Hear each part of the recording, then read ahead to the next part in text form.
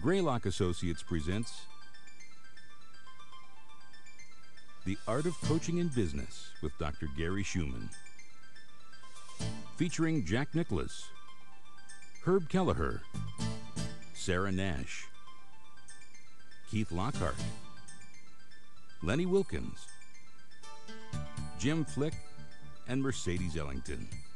And now, Dr. Gary Schumann, president of Greylock Associates. In working as a consultant for over 15 years, I've discovered that coaching is the most powerful tool managers have to improve individual and team performance. If you really are a good coach, you won't be afraid of teaching somebody all that you know and hope that they get better. Coaching has to emanate from the heart rather than the head, and that people readily recognize the difference between the two. Coaching is what you do as a leader to continually help your people improve their skills and abilities. The best way to get the most out of coaching is to have the person being coached and the coach have an extremely close relationship. And I tell my players, I will stay there all day and work with them. I have nowhere to go. This is my job. While the promise of coaching can sound great in theory, the art is in how you do it. Recently, I interviewed 7 extraordinary people.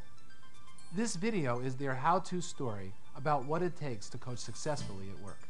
Let's begin with the definition of coaching. What is coaching?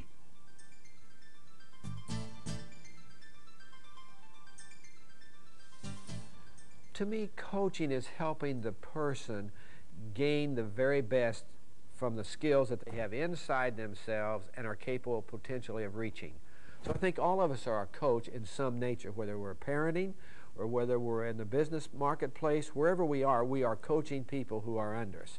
Yet we are still being coached by people who are above us. If you want the definition of great coaches, I think it's less a set of skills than it is a set of attitudes personally. And I regard the word coaching as really focusing more on leadership rather than specific techniques. It's having a clear vision.